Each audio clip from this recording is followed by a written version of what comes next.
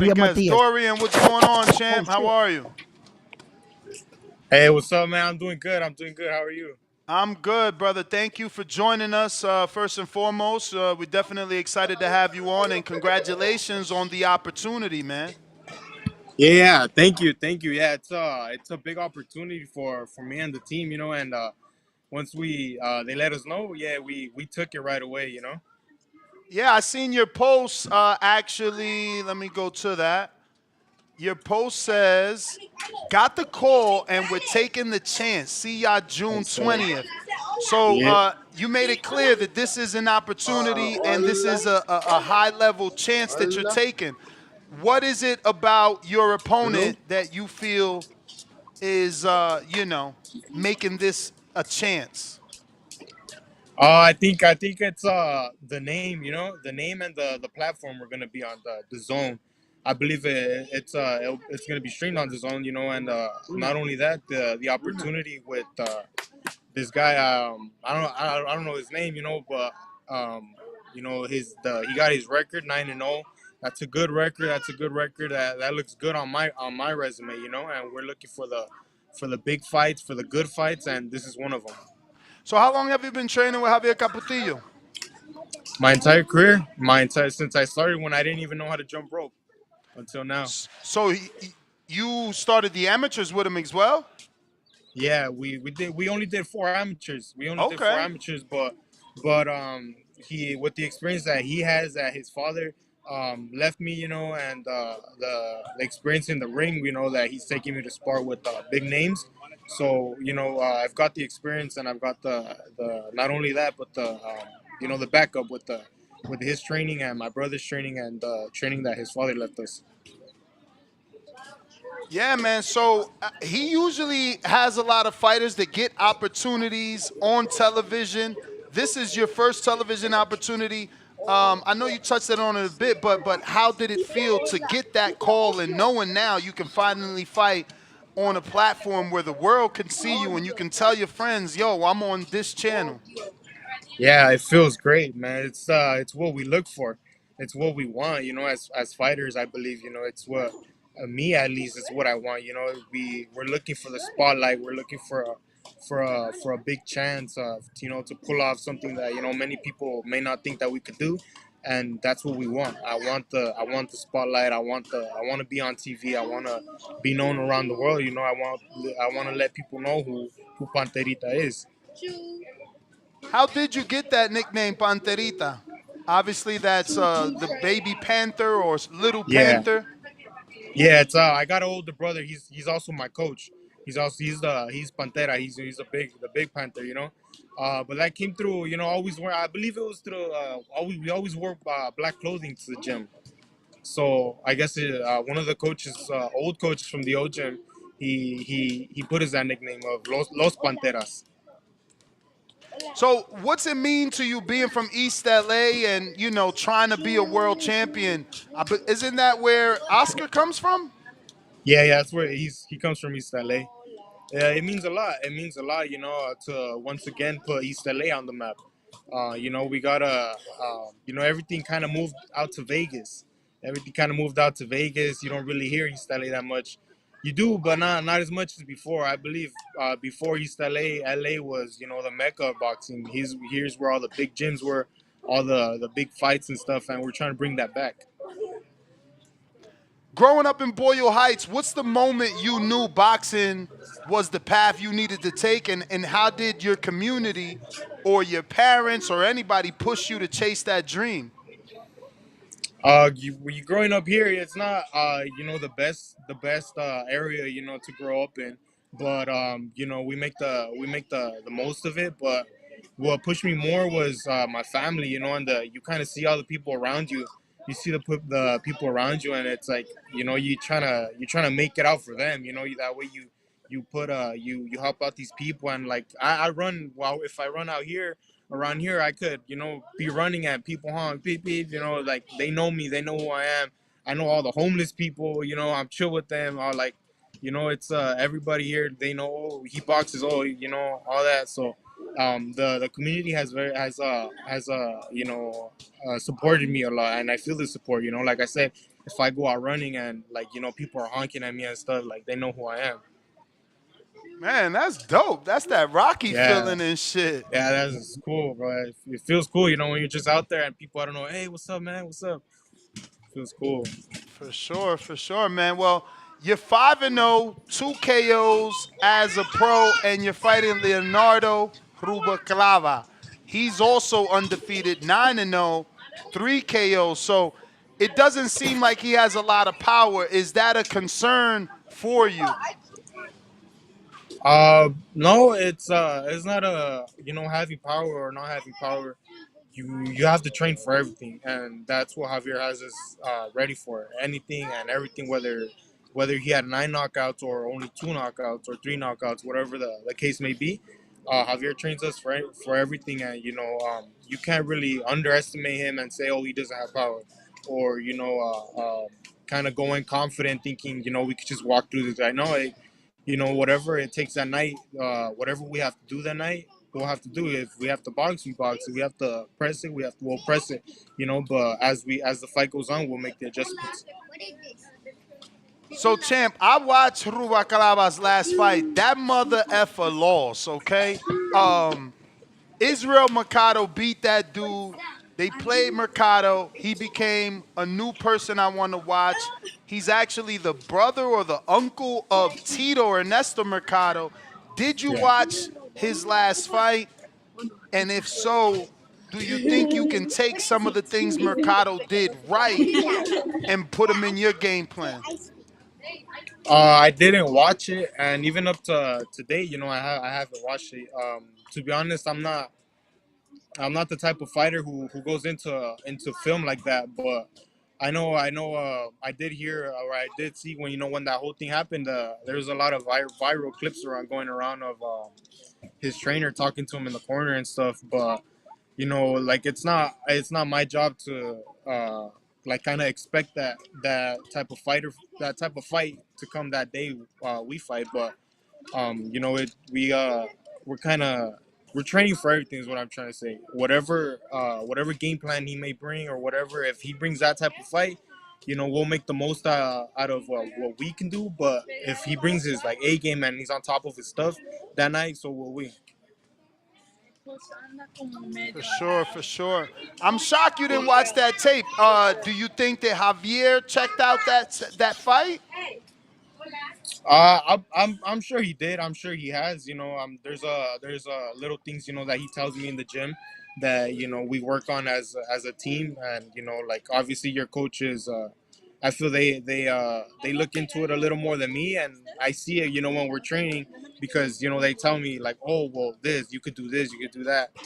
So I trust them, and I trust that whatever they have planned for me to do, I just go up there and execute. Now, Javier Caputillo has obviously trained and worked with legends, man. What's the one piece of advice that you know you've gotten from him that's changed your game, and how do you apply it to your fights? The one thing that sticks with me is don't respect anybody on the ring. Don't respect nobody on that ring because they're trying to take what you want and I'm trying to take what they want. I've sparred big names and sometimes when I was younger, I kind of, you could tell the nerves are running and stuff. But he's like, when are you gonna be that champion? When are you gonna be that champion? When are you gonna be that fighter that if you give all these fighters respect, when are you gonna become that fighter that everybody is scared of, everybody is avoiding? So that's the main thing, to like that respect towards other fighters. On top of that ring, it's gone. Some say that you're an all action style, and that might be perfect for this particular matchup because, he's kind of come forward too. Do you think your styles mesh well? Yeah, yeah. Like I said, whatever we have to do that night, whatever it takes, we're training hard, and if it becomes that kind of fight, we're ready, and we won't shy away from a firefight. So, how do you handle that pressure? Because you're only, 21, but you got East LA on your back. How do you handle the pressure of being a role model, and what do you say, I guess, to the kids that's watching you in your neighborhood and they're gonna be watching you on TV? Anything is possible, man.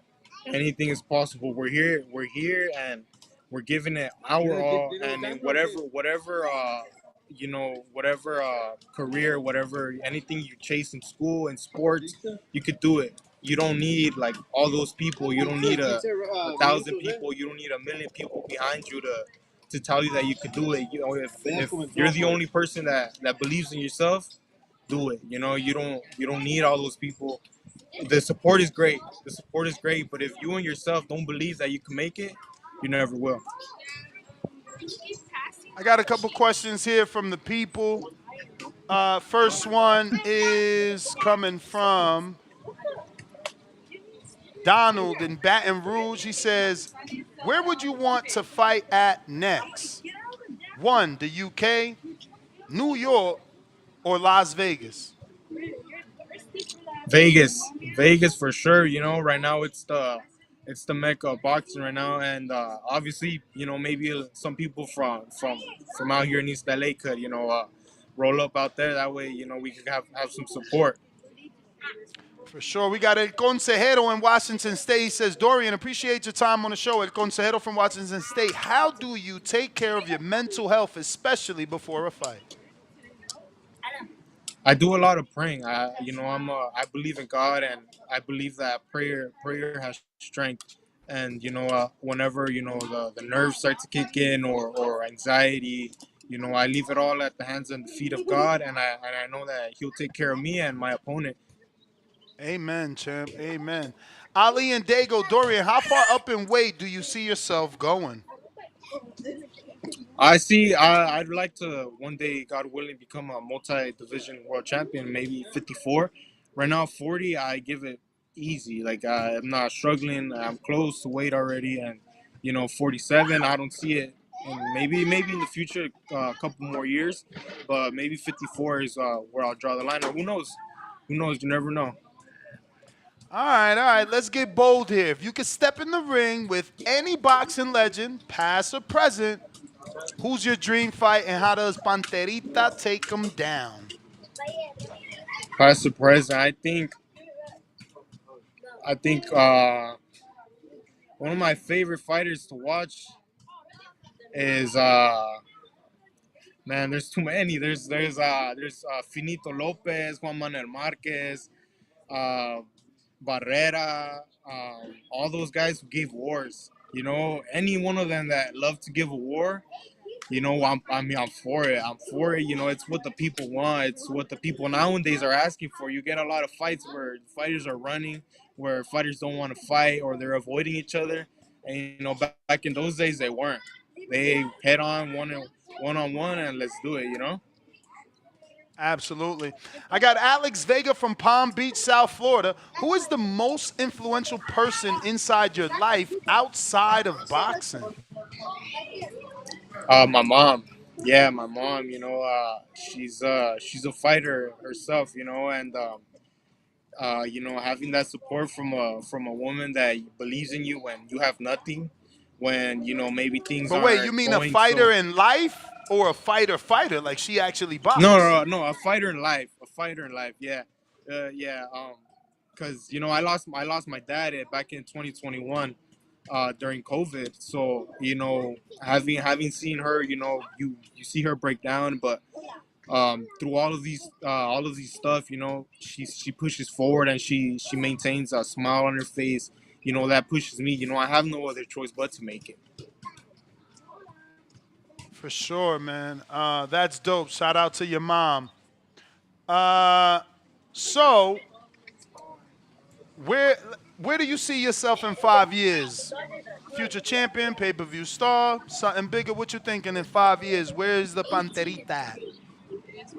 All that. We want all that. Future champion for sure. I have for sure. I have next 5 years for sure. Pay-per-view star for sure. I want all that. We want all that. All that. As they say today, we want all that smoke. We want the titles. We want the big names, the big fights. Fill up the arenas, be known around the world. All those things as a fighter, it's what we dream of. Is Luke Santamaria still in the gym, and have you ever sparred with him? Because if you've been there as an amateur, I'm sure you got that work in. Yeah, he actually just returned last week. He's back, man. He's back. We're happy to have him back. He trained with us this morning. And I spent my whole amateur career before I was amateur, getting slapped around by that guy, man. His style is awkward. Great head movement, punching power is there. Respect. He's my guy. He's back, and we're here to support him as well. And shout out to him. I got Treese in Toledo, Ohio that says, what's your thoughts on bare knuckle boxing? Hey, my hats off to those people, man. That's another kind of spirit. Maybe we'll have to do it out here, like on the street, because you got to defend ourselves. But to take it up as a sport and as a profession, to get hit like that with bare knuckle, to respect for those people. So boxing, I mean, you just said it. Even though you're talking about bare knuckle, you're taking punches in the face in boxing yourself. It's a tough sport, and you're still a young guy, man. Ever had a moment where you doubted yourself and you was like, I don't want to do this? Uh, there's those days where, like, I remember when I was younger, I would you get beat up. You get beat up maybe by that kid that's a national, or that older guy that just when they put hands on you, and you go home and you're frustrated, you're mad at yourself, you're crying maybe, and those are the moments where you're like, damn, maybe this isn't for me. But no, the next day when you wake up, hey, let's go run, let's hit that gym, and until you don't mess that other person up that messed you up, it's not over. So that's how did you push through it then? Cause it's I funny, had a I tell people they don't like hearing that shit. I'm competitive, bro. I yeah, moved out to Vegas and I sparred this 19-year-old. He whooped my ass. I was yeah, crying. I was crying. I was so mad that this motherfucker whooped my ass. I'm like, bro, he only 19. How is he doing this yeah. shit? But he 320 pounds, 6'5". It was not an easy task. How'd you push through that though? After I told my like after we all have those days where we get beat up, but it's like you got to get it back. You Yeah. have to. It's mandatory, man. You got it. You can't just let somebody put hands on you like that and then walk around and shit. Bro, Hell no. bro, I know what you mean. I used to walk in the gym and Yeah, in my head, I'm like, man, this motherfucker probably looking at me thinking he could beat me. yeah, Bro, that shit yeah. fucks They're with you, probably not bro. even It thinking fucks about you. with you. Yeah, they're probably not even thinking about you, but in your head, you want your get back. Yes. Yeah, yeah. Yes, man. Shout out to you. That's hilarious. Let me see. What's the one thing about Dorian outside the ring that fans don't know but would love to hear about? Man, to be honest with you, look, I'm in the gym all day. Look, I'll tell you, we run in the morning. I come back to the gym. I'll sleep on the couch that we have here. Wake up 8:30, 9:30. Start my training. Go home, eat, shower for like 4 hours. I'm back here at the gym at 4:30. I don't leave till like 10:30 at night. And you training all day, or you helping with the coaching and stuff after a certain point? Because that's a lot of hours, bro. Yeah, yeah. Well, I cut hair. Okay. So I'm in here cutting the little kid's hair. Anybody who needs a haircut, helping around with the mitts, giving the warm ups and stuff like that. So I'm here. I'm here all day. Nice. Nice. Hey, man, appreciate your time, champ. Let everybody know where they could get tickets, because this is happening right here in, not right here, I'm in Vegas, but in LA, right? In Yeah. Thunder Studios, Yeah, I believe it's Long Beach. Yeah. Long Beach. Yeah. Well, my it's on my Instagram bio. So my Instagram is Dorian Mendez. No, Dorian underscore Mendez 321. And on my Instagram bio, you could find the link there, and right there you could get your tickets. All right, champ, man. We appreciate you. Wish you the best of luck. Watch that footage, man. You gonna like that fight. It's on the zone. I'm pretty sure it's on the zone with Mercado and the guy you fighting. I mean, if not you, definitely Javier need to watch it. But listen, we appreciate your time. Thank you. I appreciate the opportunity for letting me jump on Once you the show. beat him, we need to get you back on for the victory lap. Yeah. For sure, for sure. Yeah, God willing, we come out with the victory, and yeah, we'll be back. Just let me know. All right, champ. Do your thing. All right, take Salud. care. God bless. All right. Likewise. Amen.